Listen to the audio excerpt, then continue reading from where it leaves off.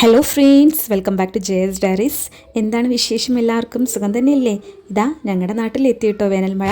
നല്ല അടിപൊളി രസമായിരുന്നു കേട്ടോ. നല്ല ക്ലൈമറ്റും നല്ല എന്താ പറയുക, വൈകുന്നേരത്തെ ഈ മഴ പെയ്യുമ്പോൾ മനസ്സിനൊന്ന് വളരെയധികം സന്തോഷമായിരുന്നു. നല്ല അടിപൊളി ചായകൾ കുടിച്ച് ഇങ്ങനെ മഴ ആസ്വദിച്ചിരിക്കാൻ നല്ല രസമായിരുന്നു കേട്ടോ. ഞാനപ്പോൾ വേഗം പോയിട്ട് അകത്ത് മാമ്പഴം ഉണ്ടായിരുന്നു, മാമ്പഴമൊക്കെ മുറിച്ച് റെഡിയാക്കിയിട്ട് കൊണ്ടുവന്നു.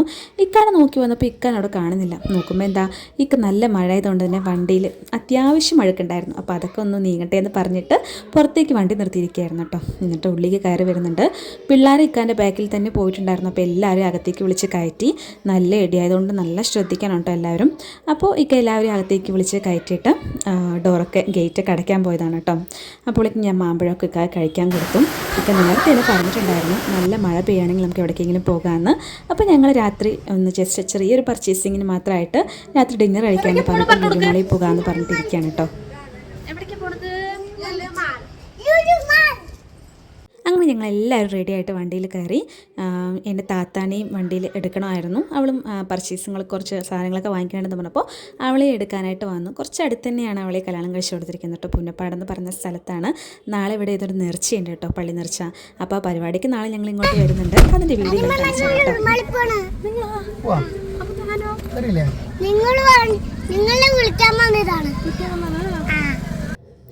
അങ്ങനെ അവളെ എടുത്തിട്ട് ഞങ്ങളിതാ വീട്ടിലേക്ക് തന്നെ തിരിച്ചു പോവുകയാണ്. വീട്ടിലേക്കും താത്തയൊക്കെ റെഡിയായി നിൽക്കുന്നുണ്ട്.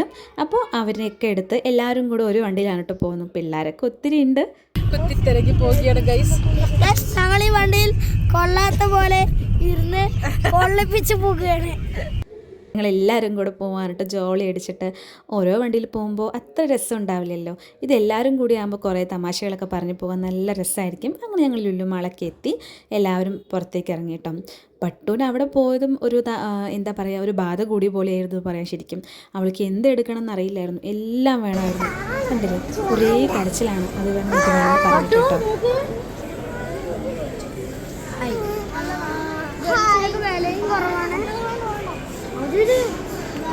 ഒരു വിധത്തില്ല ശരിക്കും അവളെ അവിടെ നിന്ന് പുറത്തേക്ക് ഇറക്കാൻ ഞങ്ങൾ നല്ല പാടുപെട്ടു കേട്ടോ. അങ്ങനെയൊക്കെ എല്ലാ ബില്ലൊക്കെ ചെയ്ത് അങ്ങനെ പുറത്തേക്ക് വരികയാണ്. ഞങ്ങൾ എന്നിട്ട് മേലെ പോയിട്ട് ഫുഡ് കഴിക്കാമെന്ന് പറഞ്ഞിട്ട് മേലെ കഴിക്കാൻ വേണ്ടി പോയി. കുറച്ച് ഫുഡൊക്കെ താഴ്ന്ന് വാങ്ങിച്ചിട്ടുണ്ടായിരുന്നു.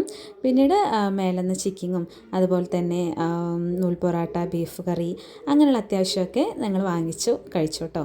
അങ്ങനെ എല്ലാവരും കൂടെ ഒരുമിച്ച് നല്ല ജോളി ആയിട്ടുണ്ടായിരുന്നു. കാരണം എല്ലാവരും ഉണ്ടായിരുന്നു, പിള്ളേരും താത്തയും ഇക്കയും നാത്തോനും എല്ലാവരുമായിട്ട് നല്ല രസമായിരുന്നു. അപ്പോൾ ഞങ്ങൾ വളരെയധികം എൻജോയ് ചെയ്തു. ശേഷം പിള്ളേരെ എല്ലാവരും കളിക്കാനായിട്ട് അവിടുത്തെ കിഡ്സ് പാർക്കിൽ കൊണ്ടുപോയിട്ടോ.